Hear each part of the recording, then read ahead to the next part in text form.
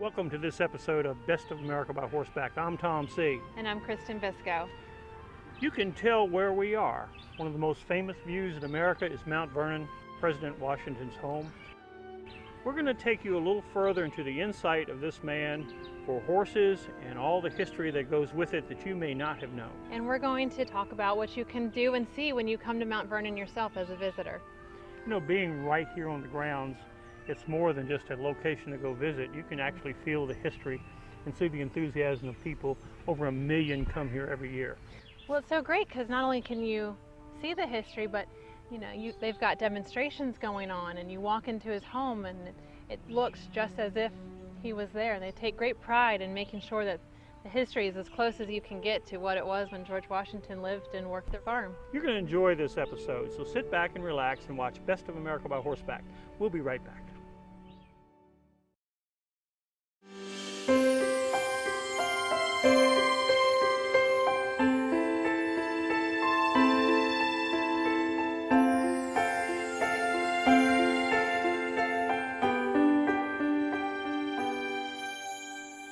On this episode of Best of America by Horseback, we are visiting George Washington's Mount Vernon and learning more about his horsemanship and advances in agriculture and breeding. Known as the father of our country, George Washington also earned the title of Father of the American Mule. He is known for promoting the introduction and use of mules in American agriculture. Of all of his accomplishments, George Washington was most proud of his advances in agriculture and breeding mules and hounds. An avid horseman, we will learn more about his horses, training methods, and their use in battles as well as on his farm. Tell us about George Washington and his thoughts towards mules and what he's done to help bring mules to what we know how we use them today. Sure. Well, George Washington was a passionate horseman and very talented horseman, but he was also, first and foremost, a farmer and always looking for ways to innovate and improve. And he really believed that mules were key to the expansion of American agriculture. They were a more efficient animal than horses. They ate less. They didn't need as much water. They were stronger. He could get more work out of a mule than he could out of a horse. So he became very fixated on the idea of bringing mules into America and knew that the best stock to breed with were the donkeys in Spain and in France, where you have the rough terrain and you get more contrast than you do in England. So fortunately, after the Revolutionary War, he became a bit of an international hero. So he had great relations already with the Marquis de Lafayette, but also with other countries, and was able to receive what was known as royal gift, which was the Mammoth donkey from Spain that supposedly helped him breed some very superior mules. George Washington was named the father of the American mule. In 1785, he received a stud donkey from the King of Spain named Royal Gift. And then in 1786, he received another stud donkey named the Knight of Malta from the Marquis de Lafayette. So with the donkeys being brought here to Mount Vernon, George Washington really had this pursuit of breeding mules in America, and took them for a tour of the South, breeding, trying to get other farmers to start breeding mules. So it's interesting, in his inventories in 1785, he had 136 horses on the property and 0 mules. In 1799, the year of his death, he had 36 horses and 57 mules.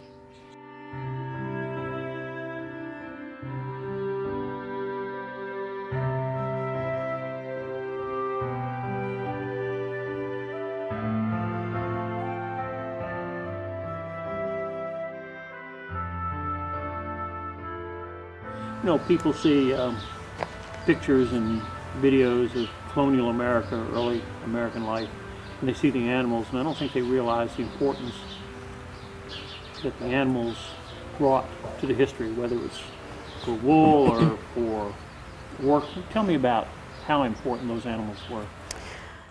Livestock was really one of the backbones of helping develop this country. They were used for agriculture, transportation, and even sport back in colonial times. Horse racing and fox hunting were 2 very popular sports. Obviously, the agriculture, George Washington was very involved in agriculture, used draft horses for plowing and harrowing, hauling manure. Lighter horses were used in the 16-sided treading barn. Wheat was his cash crop. So the horses were used in the barn to help separate the wheat from the stalk. Let's go back to that, because a lot of people don't understand what we're talking about here. Right. Explain that to me. So George Washington developed a 2-story barn, 16 sides, so as round as it could possibly be without having to bend the boards. There are 1.5-inch gaps in the floorboard, so the horses are led up a ramp and they're let go at a free trot on top of the wheat. And so the action of their hooves breaks the grain from the chaff, which falls to the bottom floor, where it's then winnowed and taken to the grist mill for flour. So really using horsepower to its fullest. Probably almost as efficient as a $200,000 combine today. Yes, He was ahead of his time. a little bit. Washington wasn't passive in his interest of the farm and Mount Vernon. He was actively involved in this, wasn't he? He was. And he had a passion for these animals. Yes, he had a passion for trying to breed the finest livestock, to get a better quality wool from the sheep, to get better milk production from his cattle. He was really involved in trying to bring the best possible animals to Mount Vernon to breed.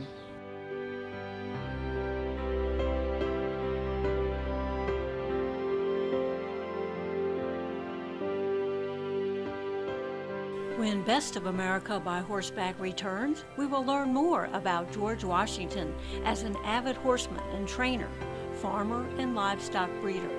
We will see more of his beloved home, Mount Vernon, on the banks of the Potomac River, just south of Washington, D.C. in Virginia. Stay tuned, we'll be right back. Best of America by Horseback is visiting Mount Vernon, home of President George Washington. He was known as the father of our country, the first president of the United States. But he was more proud to be known as an innovative farmer who worked hard to improve agriculture in America. He was also known as the father of the American mule, as he recognized the superiority of the mule over the horse in advancing agriculture production in America. There's a difference between horses and mules.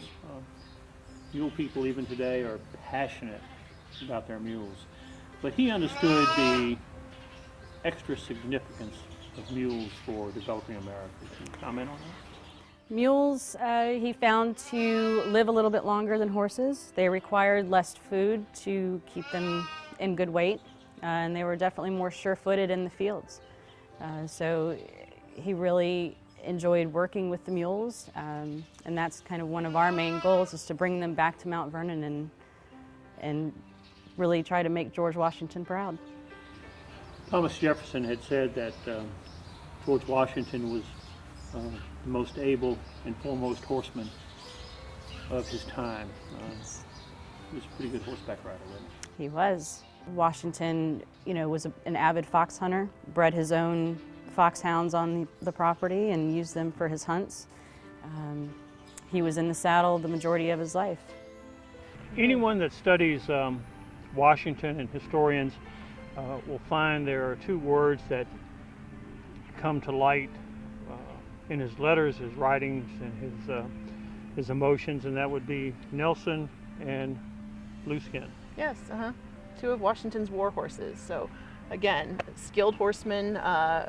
In those days, certainly on the battlefield, you needed a strong, sturdy, steady horse, and Nelson was Washington's favorite war horse.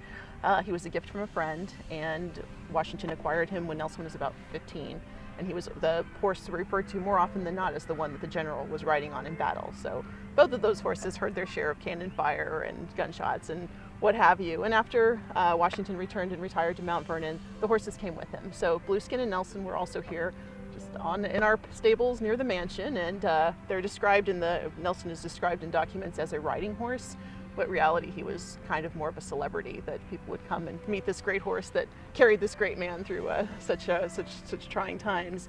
And the affection was mutual. There are also accounts of Washington walking past and Nelson running up to greet his master and having Washington. And it's those stories that just bring this remarkable human being to life in such a real and realistic way. Any of us that own animals or like to be around animals can relate to that sort of special bond that you have with your master and your Well, knowing horse. how much George Washington loved his horses and mules, how does that translate today when Sure. people come to Mount Vernon? Well, the animals are an important part of the story that we tell here. We think not only are they fun to see and entertaining, particularly for kids, but it really reinforces the fact that this is it's a beautiful estate, but it's also a working farm. So we have down on our Pioneer Farm site, we have demonstrations that take place regularly in our treading barn. You can see how the horses were used to tread wheat. We have draft horses that will do wagon rides for children, and then periodically when we have special events, the horses are also part of the display, or we'll have dragoons and other mounted troops here to demonstrate how horses might have been used in battle in Washington's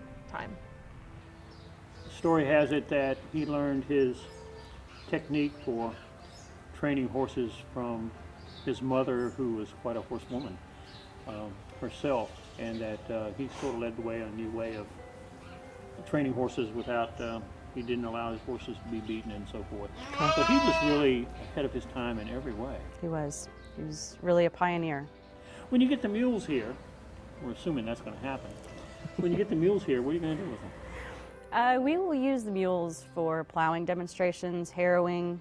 We do wagon rides for the public in April, so we'd like to use them to pull the wagon. We'd like to find a smaller mule to work in the 16-sided treading barn and do some of the wheat treading. You're looking forward to it just a teeny bit. I am. I'm more of a horse girl. Mules are a little too smart, and they say they're stubborn, but I think it's just smarts. Let me see if I can do this tactfully. Washington was 6'3", and you're a little shorter than that. A little bit. But yet you have a passion for draft horses. I do. Tell me about that. We have 4 draft horses on site now, all Shires. Our largest draft horse named Sydney, he's about 18 3 hands, and he's just a big puppy dog. So working with these animals, they earn the nickname Gentle Giants. I watched you carefully as we were walking up and we were setting up, and you're glancing out, checking on the horses. You really have a bond with these horses, these draft horses, and they mean a lot to you. Tell me their names. They do. We have Sydney and Lydia, who work as a team. They're our main team right now. They're standing there as a team. They are.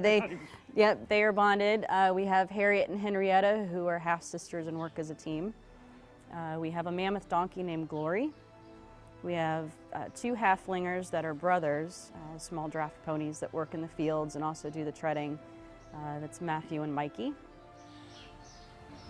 When no one's around and you're here by yourself, which is probably very rare, what is your favorite thing to do? What is your favorite animal here at Mount Vernon?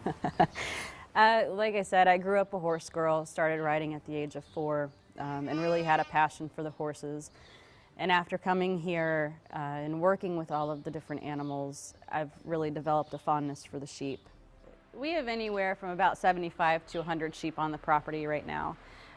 George Washington had anywhere from 600 to 1,000 sheep, so we certainly aren't trying to meet those numbers. But this is a rare breed that is native to the state of Virginia, that date back to the 1600s. So Mount Vernon is actively breeding and trying to help preserve this rare breed. They're called Hog Island sheep. They're a lot of fun. Every March, April, we lamb. We had 36 lambs born this year. So it's just fun to be a part of a breeding program and trying to help preserve a rare breed.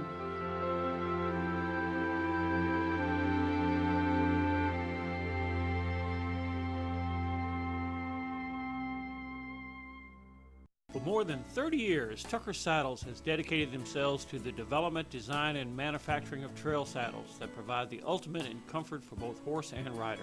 Tucker trail saddles are the standard in quality and style for trail riders throughout the world. Their saddle designs are constantly evolving around the wants and needs of the rider, like their new reinforced wood tree suitable for dragging a log or roping. When you need comfort in the saddle, a Tucker saddle is the answer. I've ridden thousands of miles all over this country. The saddle I choose is a Tucker saddle. Best of America by Horseback is visiting George Washington's Mount Vernon. It is privately owned and operated by the Mount Vernon Ladies Association. Founded in 1853, the ladies raised $200,000 to purchase the mansion and 200 acres after it was falling into ruin. The goal was to restore it and preserve it as a national treasure. Standing here on the grounds of George Washington's home, Mount Vernon, when everyone leaves and you're here pretty much by yourself and you can go anywhere you want to go, what is your favorite place here? Oh, you really can't beat the view of the river. It's one of George Washington's favorite places in this time, and it's a remarkable part of our story that the view was also preserved by the Mount Vernon Ladies Association. When they purchased the home from the Washington family, years later they also had the opportunity to purchase some of the land across the river so that they could enjoy the same view that Washington and his guests enjoyed. And so to sit out in the middle of this busy metropolitan area and to hear the birds singing and to look for waterfowl, watch an occasional boat roll by, it's just so peaceful and so inspiring, and it really just helps reinforce the significance of this place, that so many important people have been here and so many important decisions happened here, and we're just here at this really this connected to all those moments in history. This was his beloved home, and in many ways it's his biography. This is the legacy of what he learned, what he worked on, what he experimented with. He was always trying out new techniques, trying to improve things, trying to make things better. He recognized that this was the source of revenue for him, and but also a great way to put America on the map and to raise crops that he could sell, and to obviously raise his own business ventures. He operated a very successful distillery, the most successful of his day, a few miles down the road. He had very active fisheries as well. He had many business opportunities and many business ventures that were taking place here, and that's what he thought of himself first and foremost. And when he had the opportunity to walk away from the presidency, once he wasn't able to do it. The second time, when he was able to do it, he wanted to come back home to his beloved home. And that's what legacy we're left with here, to think about the greatness of what he created for America, but also to just behold the beauty of this place that he left behind, that thanks to the foresight of the Mount Vernon Ladies Association, we're able to save and share with people from around the world. When people come here, they come from all over the world. That's right. Some of the guests that have been here would be? Well, last year we had Prince Charles and Duchess Camilla from England. We also had Queen Letizia and King Felipe from Spain. Last year Prime Minister Netanyahu also visited. We just most recently had the Prime Minister of Iceland, as well as other Hollywood celebrities, Alex Trebek, Martha Stewart, just a few names of people that have been here and have wanted to see this place for themselves. Mount Vernon is the most visited historic home in America. And for many of our visitors, it's a chance to learn about the past and maybe to reconnect with their own pasts. We have many students that come here during the course of the year. They're brought here on field trips, but we are able to make these positive connections and inspire them. How many people come through here? We have a little north of 1 million visitors a year, and about 300,000 of those are school kids. So we have students that come from the Washington, D.C. metro area, but also from across the country. This is an important spot that many of them include on their visits to the Washington, D.C. area. The first time you were here and you walked across these grounds and you looked at Mount Vernon, tell me about it. It takes your breath away when you think about the enormity of the place. First of all, it's physically so beautiful. You have these amazing historic trees that were planted in some cases or envisioned by Washington himself. You have this mansion that's been impeccably restored to reflect the way that it looked in 1799. Gorgeous gardens. I'm an animal lover, so I arrived in the spring when I first started working here, when the baby sheep were born to meet the newest arrivals. It's incredible to be part of that story. But it continues to inspire me because it changes every season of the year. Fall is very different here when the trees are in their full glory and when we're wrapping down the harvest down on our farm site. The winter, when the trees are bare and you see the occasional bald eagle fly past, and you just get a sense of the fact that this was Washington's home. It wasn't just a house, it was a home, a place that people came to visit, a place where his family, they had their lives here, and just to be part of that ongoing story that could have been lost if not for the foresight of the people that stepped in to save it.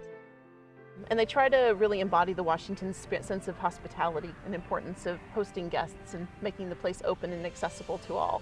And so for that reason, we're open every day of the year, just as it would have been in Washington's time, that receiving guests and operating as any farm would, and every day of the year.